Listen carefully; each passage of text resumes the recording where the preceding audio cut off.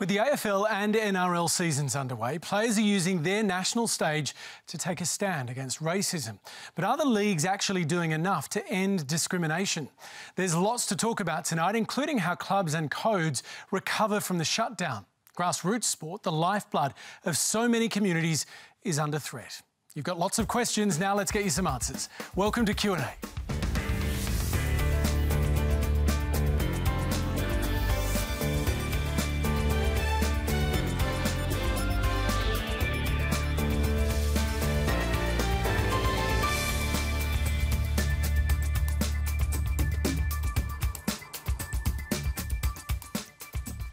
Hi there, welcome to the program. Joining me tonight, acting NRL CEO Andrew Abdo, world champion Australian netballer and AFLW All-Australian Sharni Layton, sports broadcaster and journalist Tracey Holmes, Richmond Football Club CEO Brendon Gale, and joining us from Adelaide this evening, former Socceroo and Director of Football at Adelaide United, Djite. And a little later in the program, we'll hear from Paralympian Madison de Rosario.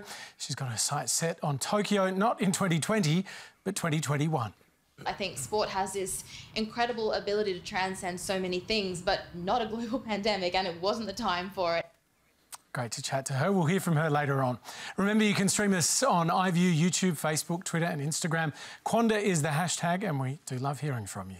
Kicking off tonight, our first question is from Melissa O'Donnell. So I'd like to first acknowledge that I have the privilege of asking this question from Gadigal land, over which First Nations sovereignty continues.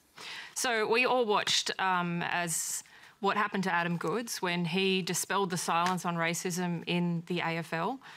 All the right people said never again, yet against the backdrop of Black Lives Matter, we're revisiting the shocking racism and the gaslighting that Heritier Lumumba experienced in his time at Collingwood. And it's clear that Collingwood still fail to fully comprehend exactly what he is calling out. Then you've got the case of Latrell Mitchell in the NRL.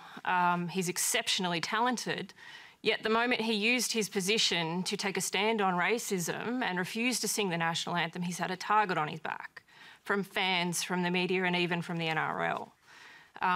And these are just cases that are the tip of an iceberg that begins at the grassroots. As a lawyer, I'd know I've run those race discrimination cases against local sporting codes in regional New South Wales. So my question is, at what point do the AFL and the NRL see themselves as part of and active participants in the structural racism of our system, take full accountability for that, and perhaps even lead us in the repair and the dismantling processes we so desperately need? Andrew Abdo. Yeah, but it's a great question to head us off. Let me first start by saying and acknowledging racism exists. It exists in our society, it exists in sport. There's no denying that. And we have a role to play to drive positive, powerful change. I think if you have a look at what's happened across not just the AFL and NRL, across society, we have instances where individuals are victimised, and we need to do more. Players need to feel safe. They have an opportunity to express themselves and express what they believe in. As a code, if we can align and be really united on the inside, then we can drown out what exists on the outside. And what I mean by that is we stand for inclusivity. It's core to what rugby league's about. Can we do more? Absolutely. But what does that look like, doing more? You say we need to do more. What is that? Well, first of all, listening to our players, giving them a platform so that they can express themselves.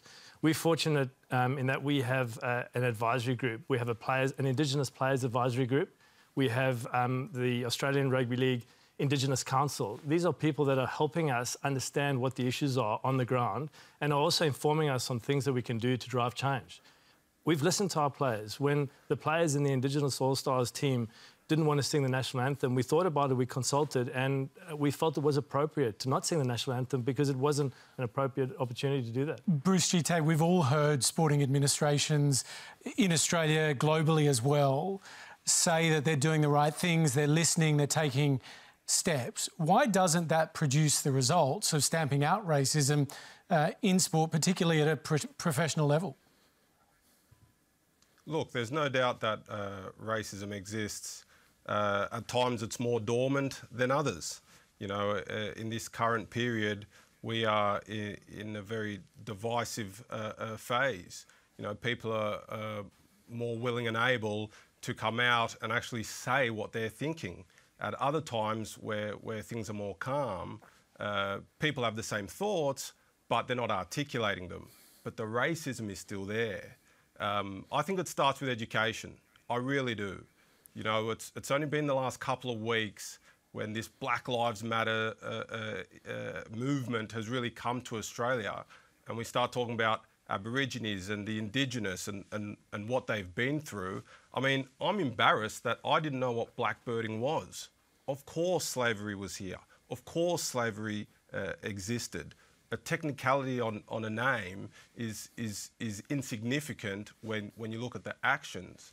I think sport is in a particular place where its raison d'etre is to improve society, and society cannot be improved if you are not giving a hand out to help a hand up to help the people who have been left behind.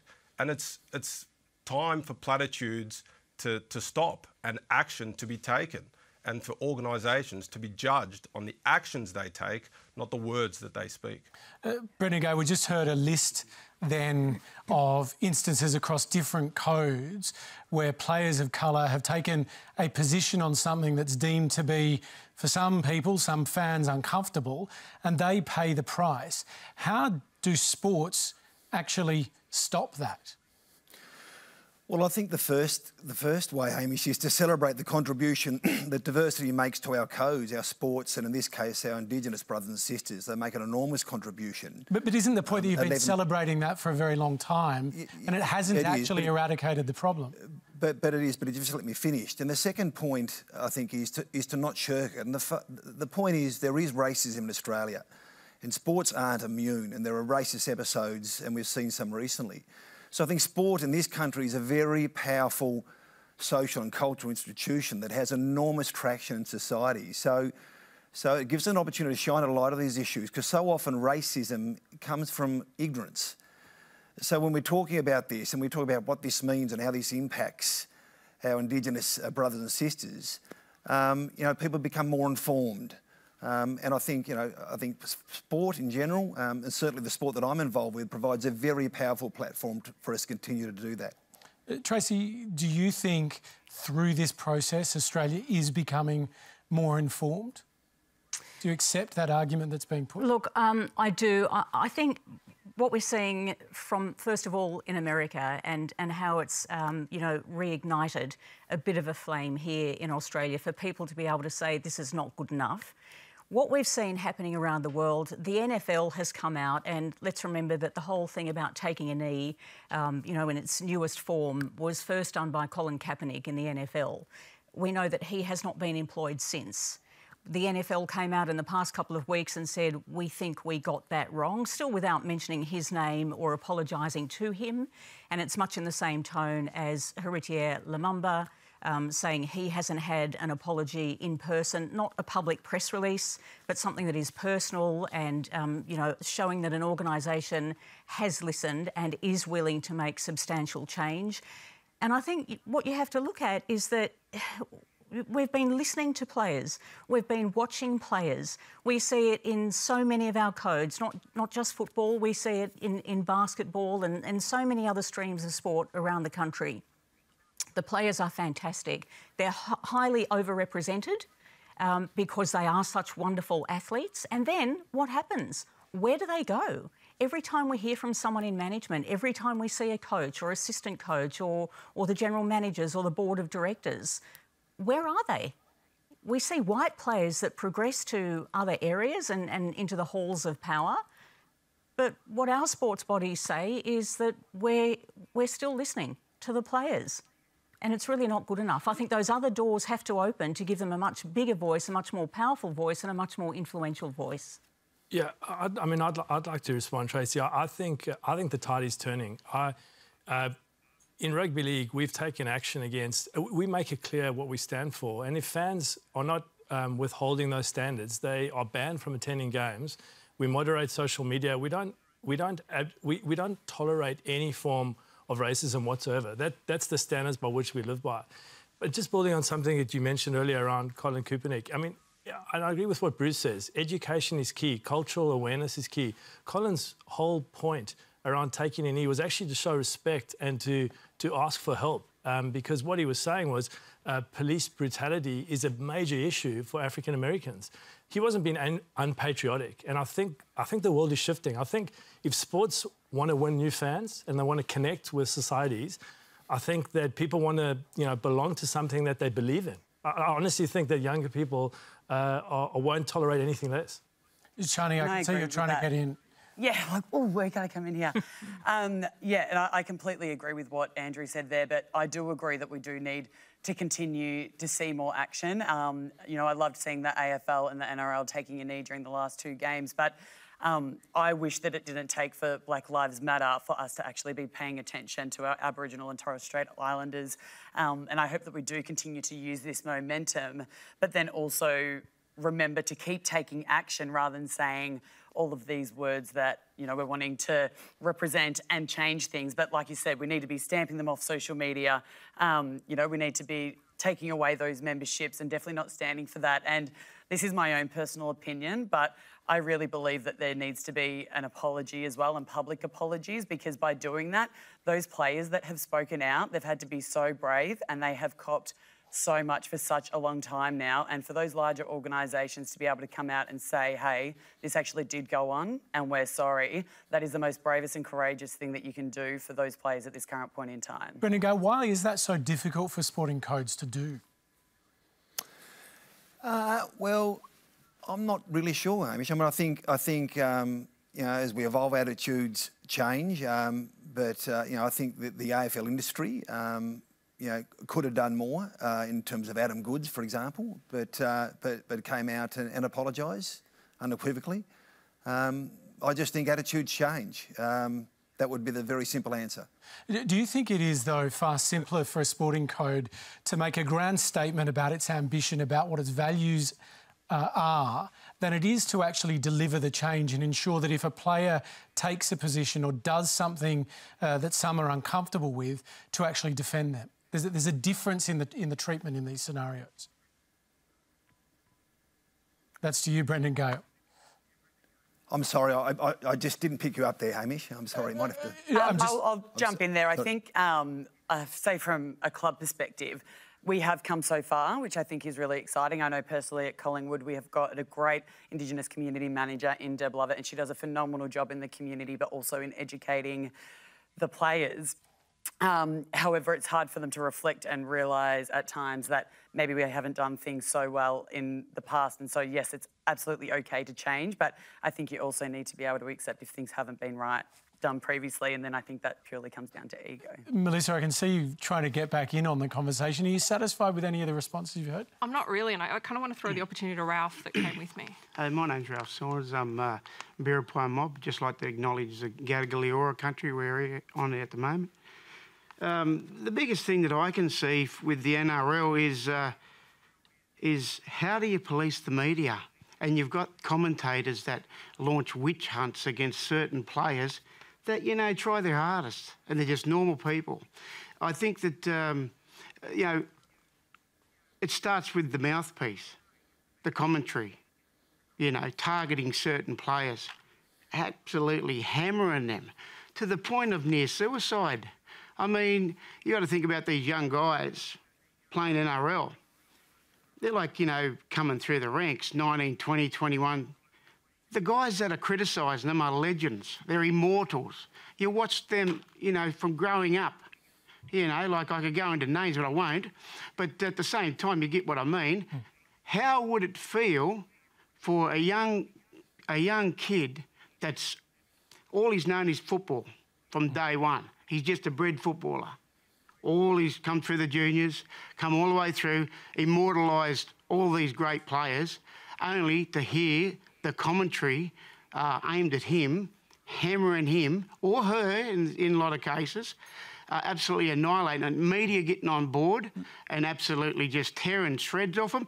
And the NRL just isn't taking responsibility in supporting. Effectively, these guys are at work. Your response? Yeah, I mean, Rolf, it's a good question. Look, the impact of the media and certainly the way the media amplifies and sometimes intensifies situations is not helpful, right? Sorry, Andrew. Look, you might not be able to control the whole media sector. Fair enough. But you do have a media sector yourself. Yeah. You can control that. And I think it's very, very important that the NRL control that.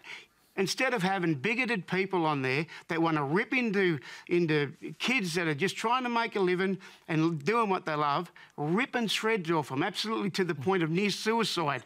You know, I think that the NRL needs to take a position there and actively dismiss those people. Let's just give Andrew a chance to respond. Yeah, absolutely. I can fully respect the passion you have for this, and I see why it's such an important issue for us to address.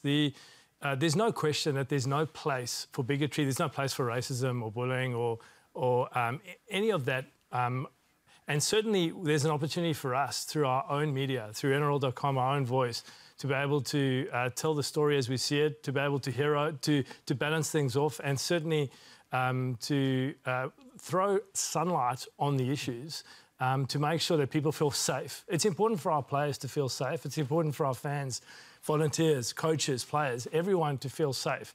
But we've seen the dangers in recent months, though, of your code upsetting some of your media partners. It's a complicated relationship, and it causes problems for you, doesn't it, if you then pursue a particular media outlet over its coverage of a particular player? Well, look, you always ultimately want to stand up for something. And if we believe that any of our partners have not aligned to the values of the game, then we will say something. We have in the past and we'll continue to do that. But as you say, Hamish, it's a very delicate matter. It's in the eye of the beholder. And ultimately, as a sport, where I think we can make a difference is when we stick together. And clubs, players, the codes and media partners, if we stand for something that's consistent, and we see action that follows that, then eventually you drown out the minority voices. Because, let's face it, it's a small group of people that broadly don't adhere to the standards that we all live by. OK. We've got... Just another thing. Look, I have to applaud, you talked about the players and the support. The camaraderie amongst the players seems to be second to none. I think that the outside parties, because, you know, you had a lot of players stand up and say, look, enough's enough. Yeah. Enough is enough. I'm going to have to take this program back because we've got more people waiting to ask questions. So with respect, let's take our next question tonight. It's from Cameron Haines in East Hawthorn, Victoria. Over the past decade, many of our major sporting codes have enjoyed record-breaking broadcast deals, seen soaring matchday attendances and rising participation levels amongst all ages and genders. Why is it then that the moment this pandemic hit, many of them had to scurry to secure emergency funding from external financial institutions, make considerable staff redundancies, and to implement sweeping cost-cutting measures just to ensure their short-term survival? Does the panel believe that the way sports administration is governed in Australia needs to be revolutionised by greater transparency or greater scrutiny, by independent regulators or governments? Bruce Djite. Look, after this, during and after this coronavirus pandemic, I must say I'm relatively lucky to be in a sport in football that is quite lean, understaffed, some may say. And that's allowed us to weather this storm financially in terms of cutting fat or cutting back on extravagances. We haven't had to do that, you know. So what I would say is that this will change the way sport is administered and governed into the future. You know, people will look very closely at their balance sheets to make sure if there ever is another financial crisis in the game, that they don't have to make these sweeping changes. But I can only speak personally at my football club, Adelaide United. You know, we've been lucky in the sense that we ran such a lean organisation in the first place that despite having to take annual leave and other measures, we have had no fat to actually cut. But I mean, you say you're lucky, Bruce. Can you tell me when the A-League season is going to resume? Yeah, look, my understanding is that the A-League season will resume in the middle of July. I've got the draft fixture list on my email. I understand there'll be an announcement tomorrow. And mid-July, we're all looking forward to coming back and having a festival of football. I think it's 27 games in about 28 days to finish the season, plus finals. And I can definitely tell you that sports administrators and footballers, clubs, chairmen and fans alike are keen to see the sport back on the TV. Tracey, the truth is, though, that for some of these codes, it's been a sort of hair-raising time, and for all the money that washes through this industry, they came pretty close to falling over, at least they claimed. Yeah, and I don't think, yeah, they claimed, you know, cricket jumps to mind. Some of the players are still waiting to find out exactly, you know, what the balance sheet does look like, because they haven't been playing the game, but they've said that they've suffered horrendous loss and they're going to need to re-evaluate the collective bargaining agreement and how much money the players will get. But I don't think sport is unique in this area. I think this has hit everybody quite substantially. I think the one thing that does need to be pointed out is that, you know, sport is actually not for profit. So the money that comes in goes back out again. There's not a lot of money that is kept in the bank. In fact, they can't afford to keep a lot of money in the bank because they'd be going against their not-for-profit regulations. And when you consider the bigger sports like AFL or rugby league or cricket, for instance, you know, they're looking after the elite end, they're looking after the development in the middle, they're looking after grassroots. There's all of these other programs that they need to get through. I do agree with Bruce, there has been some fat allowed to grow. But it's become clear, hasn't it, during this period, that some are run better than others, that some had more room to manoeuvre in a crisis than others did? Well, you know, perhaps you're better off asking them that. We've got two men sitting here. To Andrew on that question, but I'm interested to hear your thoughts on it. I mean, look, I think sports. This is another area where sport is unique. Is that people are generally in it because they feel so passionate about it. Governance has been an issue in a lot of sports around the world. We know that. We also know that through Sport Australia and the Australian government and regulations that they put in and is attached to any form of funding, that there are definite measures that have to be reached. We saw the sport of Equestrian Australia go into voluntary administration in this past week. Yes, there are issues. There are always issues. Things can always be done better. I just hope that this pandemic has actually made people stop and have a look and say, what have we got wrong? What do we really need to revolutionise? And how do we go on track with a new, clearer vision that is going to be better for all? Andrew, how is it that for a code like yours that has a more than $1 billion 5-year broadcast deal alone, that the moment a crisis strikes, you are turning around to the government asking for taxpayer handouts? Yeah, well, I mean, I'm glad you asked that question because I'd like to jump in here. There's an absolute positive slant to this because under pressure, your true colours come out. And what we've seen with rugby league, and everything that Tracey says is right, we're not for profit. So revenues flow in and they get fully distributed, whether it's through the elite game or through to grassroots. Through this crisis, what we've seen is incredible leadership and teamwork and a sharing of the pain amongst all the stakeholders. Our players have been terrific. Our clubs have been responsive. We've had a great collaboration with our sponsors and our partners at the elite level to be able to absorb the pain. We're going to come through this crisis, as Tracey alludes, with a very clear focus on what we need to do differently to be even more sustainable. But the truth is that getting back on the field and getting footy back to our fans has enabled us to survive this crisis and to be able to do so in a way in which we can think about how we can get even more efficient. So did you not need the millions that you were asking for from the Commonwealth Government on the 15th of March when Peter V'landys said that the government has to assist us in this crisis because it's not of our doing? Well, I think there's a broad range of stakeholders affected by that. Don't forget that our partners have been heavily affected in the media industry, as you'd be aware. This is a question, did you need that money or not? Well, of course we needed support. We needed support from state governments, but it may not be financial. So why were you asking for money? Well, I think that there's an opportunity for us to reflect on a point in time in a situation where a sport needs to understand at that particular point in time we had an unprecedented shutdown and an uncertain future. So we weren't sure if we were going to be able to get back up at all this season. On that basis, we would have needed support, absolutely. But what we've done is we've rallied internally.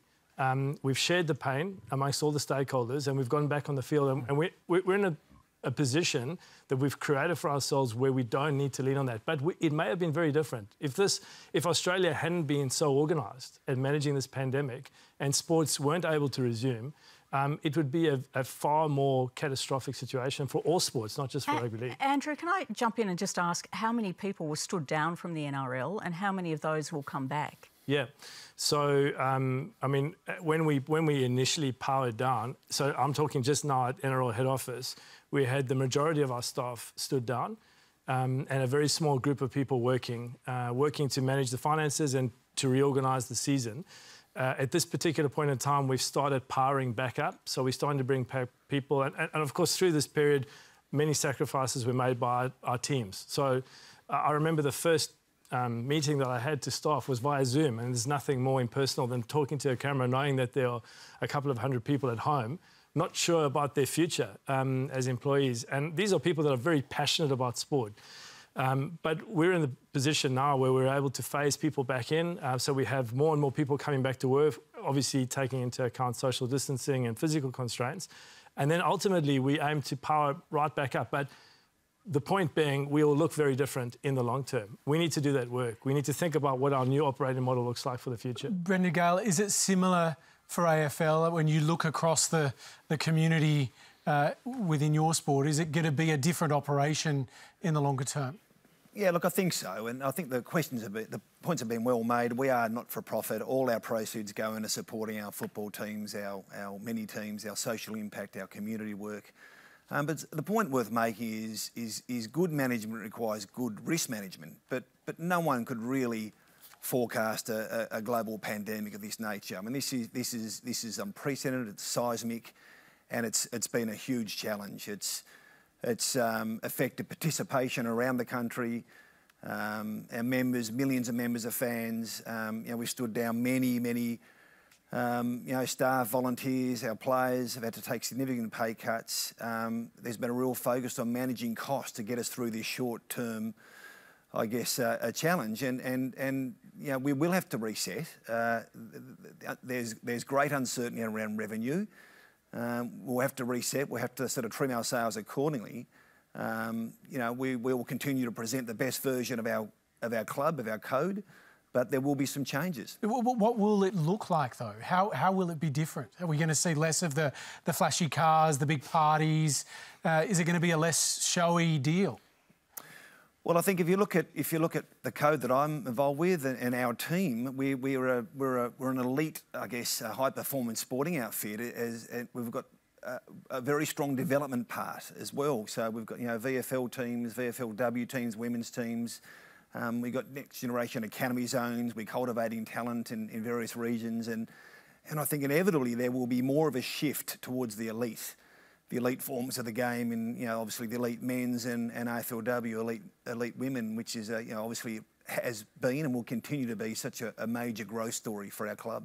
All right, we've got some more questions. We have got more questions coming up on that, so I want to move to our next one.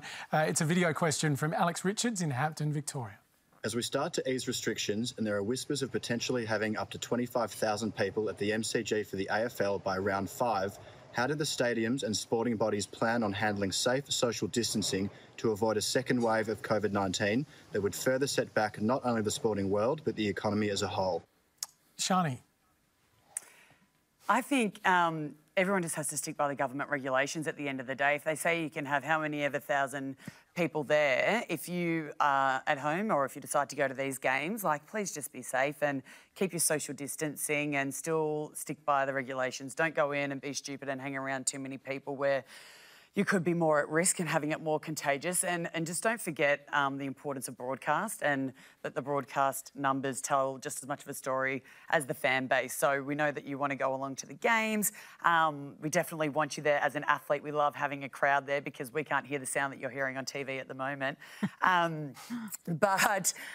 Yeah, just turn on your TVs. But can I just say, especially for women's sport at the moment, the AFL, cricket, I know they're not playing at the moment, NRL, AFL, it's not as catastrophic for them, but for sports like netball, it is absolutely catastrophic because they can't charter flights interstate and be playing games and keep that broadcast money coming in. And so it is really, really dangerous at the moment for where the sport is at, and very scary for how far it's come and how far we're pushing it. So as soon as that comes back on, like, just turn the TVs on, really support the sports. We need to have women playing sport on TV again, just because, you know, a bit of equality out there. Everyone loves that. But just be smart with it. If the numbers are there and you're allowed to go, it's obviously for a reason. But yeah, please just still stick by the government regulations. Tracey, it's easy to forget, given how much we're sort of moving out of lockdown, that we are in the midst of a global pandemic. There are real-life consequences if this goes wrong. The sports are taking on a lot of ambition, but with that, huge amount of responsibility. If we're talking about tens of thousands of people going through stadiums again, that comes with massive risk. Are they ready to take it? Yeah, it does. But, you know, like Sharni said, if you follow the restrictions and the guides that are put in place by the health officials in each various state, we just saw 2,000 people at the AFL game in Adelaide over the weekend, and, you know, all the officials there had high praise for the way the crowd handled themselves. You know, there comes a point, doesn't there, where we do actually have to get back into the way we live, and following the health guidance is how you do that. And when they say that you're allowed to go back in and fill the stadiums or half fill the stadiums, whatever the numbers are, then that's what you have to do. We are taking a risk, but I think back in the beginning when the NRL was the first one to push and actually set a date and say we're going to be back by May 31, and everyone said, how can you say that? It's going to be trauma, it's going to be disaster. And so far they've handled it really well. The players have had specific rules put around them and they've been very conscious of that. We had a game that was played tonight because it was delayed because there was some issue with one of the players' children, you know. So there has been a scare. What's the plan, Andrew, if there is an outbreak in a team? What happens then? Oh, well, I mean, we've invested a lot into protocols. We've engaged with experts. We've taken this very seriously. I've heard these lines before. So what is the actual plan? They're real. They are actual plans. So what's the substance behind them? Well, the substance is what just happened. Tracey just mentioned we had a board meeting on Sunday morning at 8:30 in the morning, where we had advice on a very remote but possible risk to a player via one of their children being affected, potentially being infected through a transmission at a school. We went through the protocols, we engaged the experts, we went exactly through our plan and executed it. And that required us moving 2 games, one earlier and another one to a different day. So we've proven that we take this really seriously. We had the Dally M winner from last year, James Tedesco, miss a match because his temperature was slightly over and he couldn't get on an aeroplane. So we are hugely respectful of the safety of the community, safety of our players.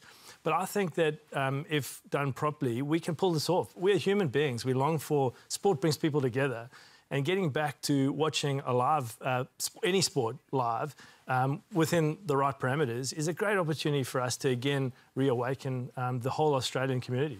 Well, it's been a difficult time for a lot of athletes, but spare a thought for those that were planning to go to Tokyo for the 2020 Olympics.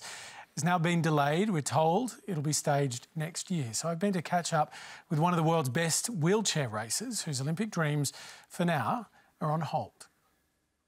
I'm Madison De Rosario. I'm 26. I'm an Australian Paralympian. I primarily race marathons, but the longer distances on the track too. I'm the fittest I've ever been. I'm the fastest I've ever been. Physically, I'm in the best shape. Mentally, I was in the best headspace I've ever been for a Games, and the last World Championships, it was the biggest margin that I had ever won by. So yeah, the plan for 2020 had been in place for years. Did you realise instantly that all of the plans had disintegrated? There was an announcement that came out that basically said the Games didn't go ahead as planned. In 2020, they wouldn't go ahead at all. And we knew at that point that it couldn't go ahead. You know, it wasn't safe and it wasn't in the best interest of the sport. I think sport has this incredible ability to transcend so many things, but not a global pandemic, and it wasn't the time for it, and it was never going to happen. I have this plan in place that, you know, spans like 4 years. Every, you know, the 4-year cycle is all planned out, it's all mapped out. And so to have that just completely change is kind of jarring. Like, so much of what we do is structured around very specific things, and I feel like I'm very lucky I'm in an individual outdoor sport, so I can still train on the roads outside with my coach, and I've got rollers set up here, you know, at my apartment, so I can still do those roller sessions. And how bored are you of staring at these walls? I've been training on my patio for months now, and I'm definitely over it. I think staying motivated for a session and trying to give 100% each time, it's just so different to what it's normally like. How certain do you feel that Tokyo is going to go ahead? I don't know. We're planning for it to go ahead, so every decision we make now is with Tokyo 2021 happening end of August, going ahead, and I think that's all we can do. I don't know what it will look like. I don't know if there will be spectators, so everything we're doing is with that in mind, but I wouldn't be surprised if things change. The IOC has taken a pretty clear position on athletes taking a knee, signs of protest. What do you make of that? I do disagree with the stance. You have people whose voices wouldn't otherwise be heard being given this huge platform that they have worked so hard for, and I think you are then entitled to use that authentically and use your voice to actually make a big change. And this isn't an issue that's trying to cause problems, it's trying to solve a very important problem, and it's a problem that is more important than sport is. I'm lucky in that I am allowed to use my voice, and I've never been told that I couldn't, and for me, doing what I'm doing out there does serve my community. I think if you use the Olympic stage, the Paralympic stage, and you make real change, then that's worth, I think, everything that comes from that. And that's the big thing that sport does. It brings people together, and I don't know why we're kind of putting a limit on that. Madison de Rosario there. Sharni, you've been through some highs and lows in your career. Can you imagine what it's like for someone doing that 4-year cycle, prepping everything towards the Olympic Games and then having it sort of shut down right in front of you? Look, I'm not going to complain anymore about not knowing when the VFL goes ahead until the end of the year. But look, you really can't. And as an athlete that has prepared for a World Championship and Commonwealth Games, she's absolutely right. Like, you prepare that 4 years in advance, and you know, it messes with your mind, your mental frame of mind, and just how driven they are to keep going is really inspiring. And as it was mentioned, they don't even know if Tokyo is going to go ahead next year, but I just absolutely love the role model that she is. She's an absolutely phenomenal athlete, phenomenal human. But yeah, it is really tough to be able to keep your body in physical form for that amount of time. And you've got to remember, like, these athletes, and especially the Olympians, they're not doing it for money. The only money they probably get is if they have an ambassador role or something like that with a company, which I can guarantee you probably isn't even continuing as of now. I know a lot of athletes that I'm friends with that had ambassador roles have since been cut because obviously the companies are struggling as well. And so the ability that they have to be able to juggle their daily jobs, if they currently still have one, and train probably twice a day is really inspirational. Well, our next question tonight is from Moya Dodd in the studio. Thank you, Hamish. No effort's been spared for the return of men's professional sport, but meantime the women have practically disappeared from view. What would it take to embed gender equality in the return of sport, rather than entrench the underinvestment and the institutionalised neglect that women's sport has suffered for the last 100 years? Moya, a bit about you. You're a former Matilda. Yes. You feel pretty strongly about this, don't you? I do.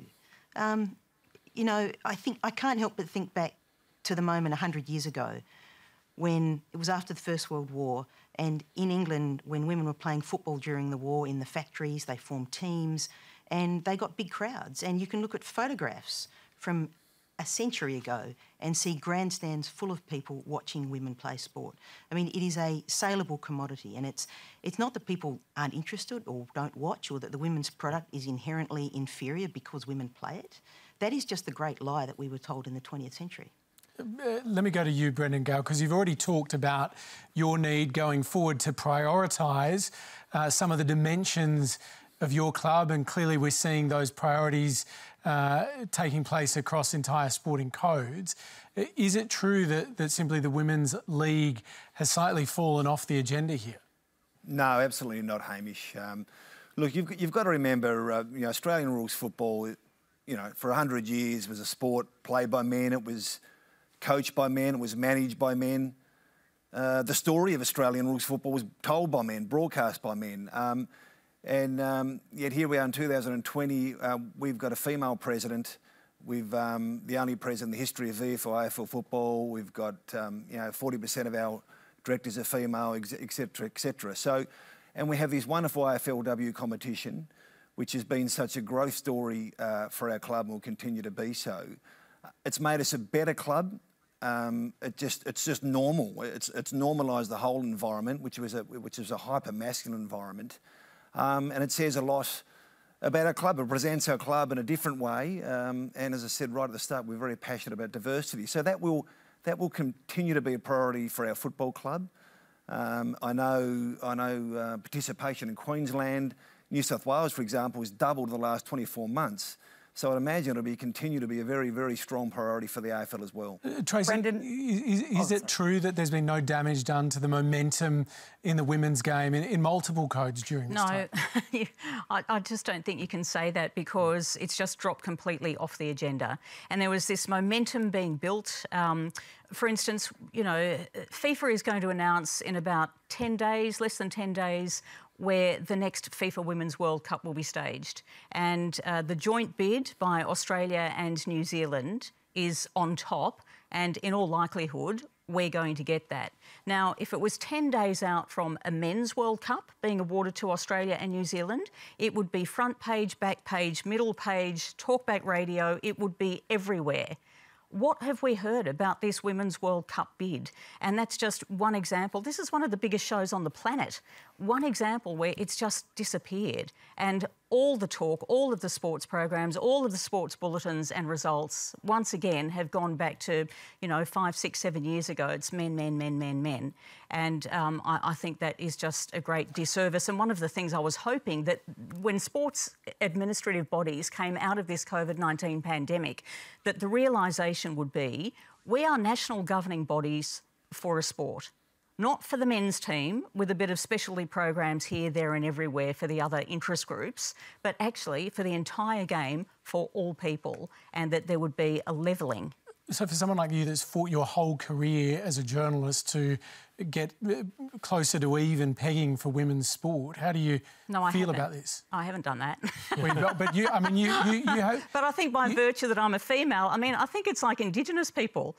They think you speak for all Indigenous people. And just because I'm female and I'm in sport, I haven't spent 30 years, waving a banner saying it should, this is all for women's sport. But I will definitely wave a banner for all people everywhere that sport is for everybody. Yeah. So it doesn't matter what colour you are, doesn't matter what sex you are, doesn't matter if you're intersex or transgender or you have a disability. Sport is for all. Yeah. And governing bodies represent that sport for all people, not mostly for the men, with a bit of this and that for the other groups. And if I can, Hamish, I'd like to jump in and support Moya's question and also what Tracey's saying. I don't think women's sport has fallen off the radar. I think there's obviously more that we can do. And I'd like to talk proudly about this. The NRL has made a conscious decision to invest in our female lead pathway. Of course, there's more that we can do, but we have 4 State of Origin games that are going to be played in November. And last year, the Women's State of Origin game had an audience of over 1 million people. So you're right, Moya, that people love the product. It's an engaging game. And this year we've confirmed that our NRLW competition will go ahead. Now, it's a small start. We have 4 clubs competing. But let me tell you, the enthusiasm and the vigour of our fans and our players for this product is phenomenal. I just want to give you a short example. I had the opportunity to engage with the female playing group about the possibility of the competition going ahead, and I said to Tiffany Slater, who is the GM of our female program at the NRL, I said, could we get the players together for a short Zoom call to get some feedback? And within 3 minutes, I had 30 people on Zoom fully engaged. And so we've got a long way to go, but while the enthusiasm from our fans and from our players is phenomenal, people want this to be successful. I want to get to our next question, but very briefly, Sharni, do you accept the argument that there's been no damage done to the Women's League during this period? There's been a huge damage, because I completely agree that we just haven't got enough coverage. Tracey's already obviously talked about the FIFA World Cup being here in Australia with Matilda's number 7, Opals are number 2 in the world, Diamonds, the netball team, are number 1 in the world, and also our Australian women's cricketers are number 1 in the world. Yet not only, obviously, at the moment, no one's playing, so we're not getting any coverage, but when they are playing, they get the eyeballs on the screens. But it's up to the media outlets, start covering these sports because people want to watch them. We get the crowds there. You decide to cover it once in a blue moon at every World Cup, and then all of a sudden it disappears off the map. We have the WNBL that deserves recognition. We have all of the sports. People want to read about it in the paper, and it's about time that we do get equal coverage in all of that. Last one for Brendon, because we've seen North Melbourne sacked Scott Gowans, who was the head of obviously the AFLW team. They were arguably the #1 team in the competition for AFLW this year, but you say AFL actually cares about the women's program. We know AFLW is going ahead, which is fantastic. However, how much do the clubs actually care about their programs when they're getting rid of the head coaches and giving the assistant coach to the men's that head role who won't be able to put the same investment into the women's program? So why are the cuts coming straight to the women's program rather than somewhere else in the club? Hey, Mish, can I jump in very quickly? There's some more research that's coming out tomorrow. They do this twice a year. It's True North, and it's a benchmark of Australia's emotional involvement with our teams.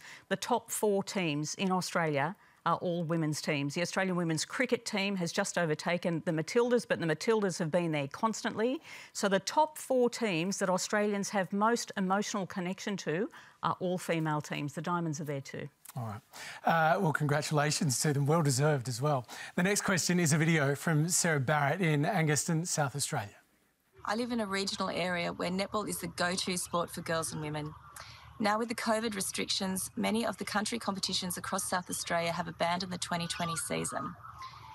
We know from pre-COVID research that teenage girls, particularly in the 15 to 17-year-old age bracket, leave competitive sport.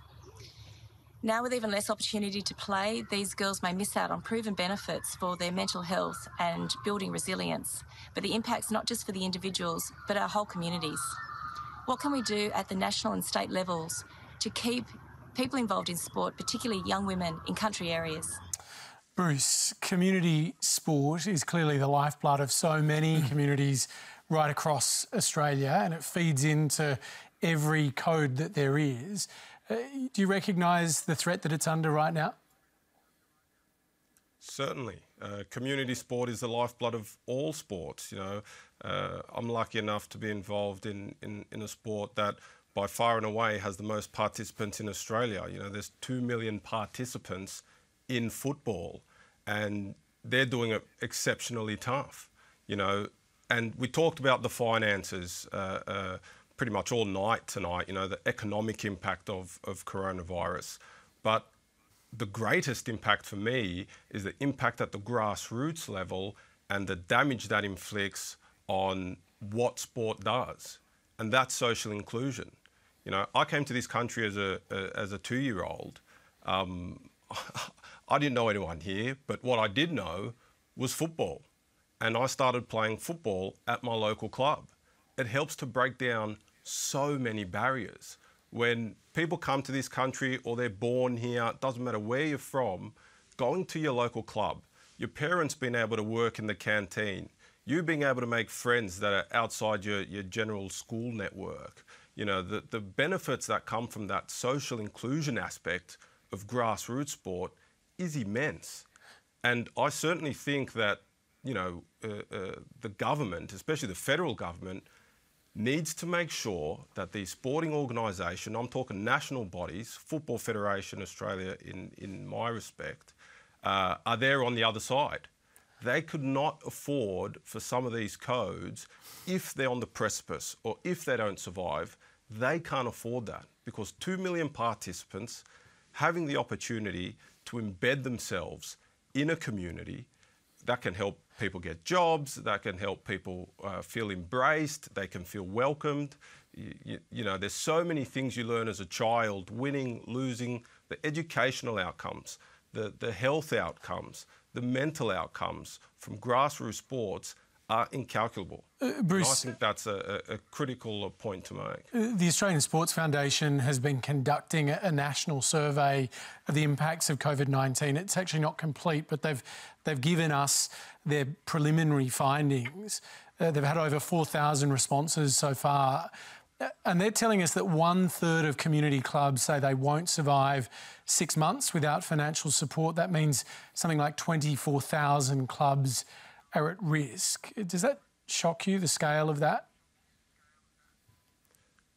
It does shock me, but there's a lot of shocking things that's been happening in the last couple of months. What I will say is that there is no government essentially can afford to let that happen, because we all know what the economic impact is of people who aren't well, and by well I mean mentally ill, you know, depression, feeling isolated, especially in this COVID era. You know, we've been forced to stay at home more than what we'd like. We're not getting that person-to-person interaction that human beings crave. Those numbers are shocking, and you know, I don't personally believe that you know, anyone would allow those sports to fall over, because there's just too much at stake. I mean, it transcends everything, sport. You know, it brings the fabric of Australia together. We are a massive sports-loving nation. So the elite's great. You know, everyone loves Buddy Franklins of the world, the football stars of the world. But without grassroots sport, for me, sport doesn't really exist. All right, our next question tonight is from Yusra Metwali in our studio audience. Thanks, Hamish. For many people, swimming is essential for maintaining both physical and mental health and well-being. It's also an activity that can be done while maintaining physical distancing. Why has there been so much emphasis on getting our major codes onto the field, but such little attention on supporting people get back into swimming to maintain their mental health and physical well-being? This really goes to Bruce's point just then, Sharni. I know you've had a lot to say on the mental health benefits of sport and the challenges that come with it. But do you see that amidst all of the discussion about the big codes getting back on, there's a lot of people that just need their sport, their pursuit, whatever it is, whether it's swimming or something else, to be able to feel okay again? Absolutely, and just have to reiterate everything that Bruce just said about how important that is. And I think at the end of the day, it's unfortunate for the codes that don't have as much money as the bigger codes, and that makes us everyday Australians that want to get out and play our grassroots community sport, because unfortunately, well, it's not unfortunately, but for those bigger codes, they can charter flights interstate and they can stay in hubs and look after each other and make sure that they're not infectious for COVID and all the rest of it. Whereas at the moment, because all of our social sport is run by government regulations, we just have to keep sticking to it to make sure that we keep each other safe. And I completely understand, as someone who has suffered from depression, swimming is the #1 calming exercise, proven scientifically, to help you. So I am feeling for you right about now. I do encourage you to keep getting outside and walking and having chats with friends and being open and vulnerable during this time. I know there's a lot of people struggling so much. And so we just have to keep doing the best of what we can. Pools are reopening, I know, in Victoria this week, so that's really exciting news, and I hope it's the same up there in Sydney for you. But make sure that you keep getting therapy, that you keep being open, okay, and talk about it if you're struggling, whether it's to your family, friends, reaching out to a counsellor, psychiatrist, psychologist. There's nothing wrong with feeling down, especially in times like this, but we just need to be able to acknowledge it and address it, and hopefully we can get back to normal as soon as possible. Tracey, a big picture here with regards to community sport, the individual pursuit stuff that everyday Australians participate in. Are you worried about us focusing too much on the need to get the big codes back up and running and kind of forgetting the grassroots side of it? No, look, and I try never to forget that, and I hope that sports governing bodies never forget that, because that is their lifeblood, and I do think they know that. In the last few years, there has been lots of discussion and lots of concern around the fact that too much of the emphasis was being put at the elite end, and, you know, the grassroots could kind of fend for themselves. And unfortunately, like Bruce said, that's where the heart of Australia is. And when you talk about sport, sport contributes about 2 to 3% of GDP, in Australia. For every dollar spent on sport that the government invests, they get about a $7 return, because we're talking about things like keeping people mentally well. We're talking about people not becoming obese. We're talking about having an active, healthy society. And this is one of the things that you would hope during the COVID pause that sport sat back and said, we've got to get this balance right, because we're in trouble if we start heading, it's all about the elite and we forget about this middle ground here. And I think there's a lot of people calling out for help there. And unfortunately, with a lot of people that are going to be unemployed at the end of this, kids are not going to be able to afford sports fees. They're not going to be able to afford football boots. This is going to have a ripple effect that will last for many years, and unfortunately I think a lot of those clubs will actually fold. Brendon, are you as aware of the grassroots side of this as Tracey hopes? Oh, look, certainly it's that, I think the importance of grassroots sport and football has been really well made by Bruce and by Tracey, so that's not lost on me, and I'm sure it's not lost on the AFL. The AFL has responsibility as the governing body for the development of the game and those pathways, and it's the lifeblood for them as well. So, yeah, I don't think it's lost on them. I mean, there's a lot of balancing considerations, and but I know the community football clubs, regional football clubs are doing it very, very hard. I know the AFL is working closely with their state-based bodies and affiliates, and providing them with the tools to navigate their way through these difficulties and provide support along with the Australian Sports Foundation as well. So, no, I think it remains very, very important and will continue to do so. All right. Our next question tonight is from John Miller in Toorak, Victoria. In the context of the most moving ceremony Friday night at the AFL footy between Richmond Tigers and Collingwood, when all the players knelt on one knee, I asked the panel, can sport, in the absence of dynamic leadership politically worldwide, facilitate the creation of a fairer, more just and a more inclusive society? So we've talked a lot about the difficulties facing sport right now, but clearly this moment has highlighted a lot of the great challenges the world faces. Bruce, can sport play a role in resolving some of the big challenges we face right now? Look, I think with a great platform comes great responsibility. With great power comes great responsibility. And, it's the athletes that people want to hear speak. It's the athletes that people want to see taking a stand to make society better. And society will not get better if we keep leaving people behind. If we don't believe Black Lives Matter, if those three words don't sit comfortably with you, then that is the problem. Athletes understand it in the broad sense. Athletes are willing and able, as we've seen with the AFL and NRL in the last couple of weeks, to take the actions that they can take. I mean, if we go back to what we were discussing earlier tonight, I believe it's the lack of cultural competence in the hierarchy of a number of different organisations, in a number of different sporting codes, that is not bringing about the change as quickly as people would like. It doesn't matter if it's about racism. I tell you now, if there was an Indigenous person on the AFL Commission or AFL CEO during the time where Adam Goodes was getting racially vilified, it would have had a different reaction. The guy might still be actively involved in the sport. If there were more women in high-powered positions, entrenched in the sporting game, it would have greater media coverage. It would have greater investment.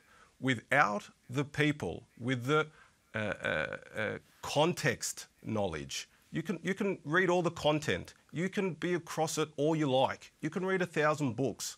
If you haven't felt it and you don't have that context knowledge, then you don't get it. It's impossible. It's like me trying to understand what it's like to be a female. I can listen, I can learn, but I can never feel what it's like. Will never have that context knowledge. So while there's intelligent people extremely smart people, extremely influential people in the hierarchy as players, as administrators. If they don't have the context knowledge, if we don't entrench these people in the hierarchies of our sports, then change may come, but it will come much slower, with many more regrets, than if those people with those lived experience, were in those positions. Brendon, Gale? Hamish, yeah, look, I just think the future of sport is going to become even more important at a time when we're so increasingly divisive, and we're so often labelled, and people go to their camps and just yell at each other. And I saw some of the news the other day. If you wear a mask in the States, I mean, that's even politicised. So I think the business model of sport is about inclusion. That goes to the heart of our business model. So it doesn't matter of your wealth or status or your religion or ethnicity. If you can pick up a racket or throw a ball and play your role, there's a place for you in the sport, in the team. So inclusion and social cohesion goes to the heart of sport. It goes to the heart of teaming. And I think sport in that context has a very important sort of social and cultural role to play in the future. Sharni, can sport rise to the moment, do you think? Absolutely. And I just want all athletes to know just the power that they have in their hands and how much power they have in regards to also pushing those decisions within their clubs. At the end of the day, if you're in the top 5 of a sporting organisation and helping create success for them, you can really push for change within that club. It can be scary, it can be dangerous, but at the same time, it's definitely worth doing. And, if you've got that responsibility as an athlete, whether you want it or not, you have so many people that look up to you, maybe not me, I'm not sure, but so many people that look up to you and, really idolise what you do. So it's a really great opportunity to show your values and to show what you stand for. And sport is just the best catalyst for change, because at the end of the day, like everyone said, it doesn't matter who you are or where you're from. If you support the Collingwood Football Club, if you support the Richmond Football Club, you can come together. And so it can definitely be that. And I hope that it continues to be that and we continue to make rapid change. All right, well, that is all we've got time for tonight. Would you please thank our panel, Andrew Abdo, Sharni Layton, Tracey Holmes, Brendon Gale and Bruce Djite. And thanks to those of you at home for joining in and sharing your questions, and to you here in the audience tonight. Great to see you here. Next week on the program, please join me. We're going to be looking at secrets, spies and hidden trials, balancing national security with your right to know. We're going to ask the question, is Australia becoming a state of secrets? Hope you can join us then. Very good night.